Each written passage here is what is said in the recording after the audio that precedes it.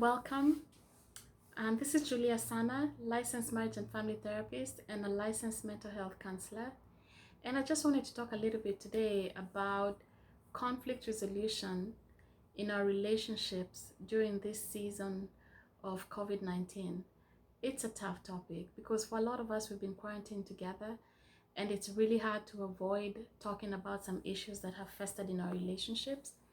And so we might find ourselves involved in conflicts that we hadn't planned on being involved in.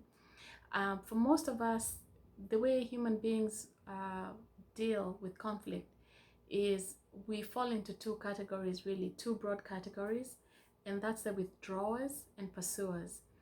A withdrawer is the person who doesn't necessarily want to talk about stuff all the time and will withdraw to think about it if they're wounded in their hearts, in their minds, if their feelings have been hurt, or if they're in too much of a conflict or experiencing a lot of anger, that they will withdraw. They don't want to talk about it right away. And then you have the pursuer who wants to get things done and fixed right now. That means they will pursue the conversation, sometimes not to their good, but they will pursue it because they need to get it over with. And so we fall in those two broad categories. But during COVID-19, unfortunately, we might have switched which channel we fall into, because there's things that are festered in most relationships, most marriages, to be honest.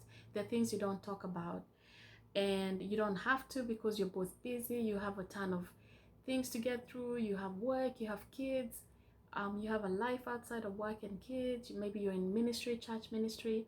Maybe you volunteer, you're in a soccer team, you coach, you play games, whatever it is. For some reason, you've been so busy, you found a convenient way to avoid conversations you did not want to have with your spouse. And now you find yourself confined together, and these conversations have nowhere to go but to come out of both of you. So the first thing I want to share with us is not all conversations have to be hard. In other words, if something has been so difficult to talk about for years, being stuck in quarantine together does not make it easy to talk about it either. It just happens to be more convenient because we have more time to talk about it. But I want to give us tools to be able to do that if we have to have a difficult conversation. Conflict resolution in a relationship especially is about being heard and being understood, and for us, the other person, to be able to hear and understand the other person, where they're coming from. It's about empathy. It's not necessarily about agreeing with the other person's opinion about the situation, but it is about understanding where they're coming from. And that's one tough thing that we struggle with as married couples. And I'm putting myself there because I want to let you guys know that when you see therapists and therapists are going through ways to deal with things, it's not that they're removed from them themselves. If they have families, they've gone through the same situations. So conflict resolution works best when we first identify how we contributed to the problem in the first place. So this could be a conversation where you're sitting down with a piece of paper, both of you. First of all, find the right time to do this. And so that means some conversations, like I said, you need to table them if you don't have the time to go through the whole thing, because it's just going to end up creating more problems, creating more hard feelings, and resolving it. So if you have a good chunk of time, let's say you say, we're going to talk about this on Saturday morning or Friday evening or Thursday lunchtime, because the kids are done with school in the morning, you're schooling at home, kids are done, and they have their quiet time, they have their nap, whatever it is, and so we're able to talk a little bit. So then the best way to come across, if you're the person with the issue, is to say, I have been concerned about blah blah blah, and the reason I want to talk about it is it would help us in this way, it would help me in this way, it would help our relationship in this way, is what I believe.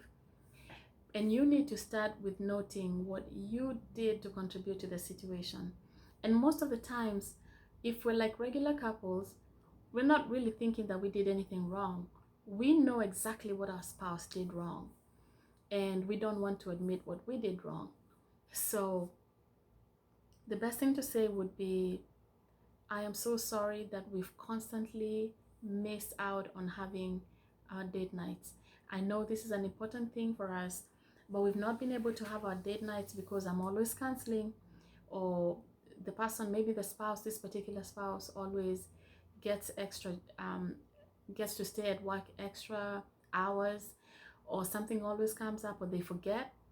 So whatever it is, I'm sorry that I've not put in the time that I needed to put in for us to have our time together, and you feel neglected because you've been running around at work and running around with the kids, or whatever it is that you're doing. And by the way, this applies to either spouse. It's not just one spouse who falls in this category. So as soon as we acknowledge what the issue is, we start by being humble, by talking about how we've contributed to the problem. So what happens if you don't think you've contributed to the problem yourself? In that situation, it could be talking about, this is how this would help me if we resolved it. A rule or conflict resolution is when we use the phrase "you always," you're inviting confrontation with the other person, because they're likely to say, what do you mean I always? So words like "you always" need to be struck out of the conversation, because that means you're not giving the person a chance to change. You've already decided what they will always do. Does that make sense? So you've kind of pigeonholed them, and they do need to fulfill your expectation of being pigeonholed. So even if this is a constant issue that has happened throughout the relationship, let's say you're looking at the past year, past half a year, or maybe the past month, things that have bothered you, I would rephrase that into, I've noticed a pattern of A, B, C, D, and this has made me feel A, B, C, D. And if we are able to resolve it, here's how that would help me. But you need to also come up with a way in which you contribute to the solution. So your spouse will probably answer by saying, they might be defensive and say, I don't see what the problem is. You always bring up problems when there are no problems. I don't want to talk about it. This is not the time to talk about it. I just don't feel like it. And if they say that, listen now, we are in the withdrawer, pursuer territory. If you're a pursuer type, that means you will want the conversation to keep going. If you're a withdrawer and you had just come out of your shell and your spouse shut you down, you're going to want to run back in your shell and withdraw. So it's going to be uncomfortable for both of you at this zone. And the way to get yourself out of the comfort zone, whichever category you fall into, is to come back and ask your spouse, when would be a good time to talk about this? I'm sorry you feel this is not the right time, but when would be the right time to talk about this? Maybe they're so angry at you and they say never. In that case, then you know that you're not going to get a good result. Don't come back with a witty response or sarcastic response to cut them down or to hurt their feelings, because you're going nowhere. The goal was for you to resolve it. And I always share with couples that you want to have good energy, not bad energy.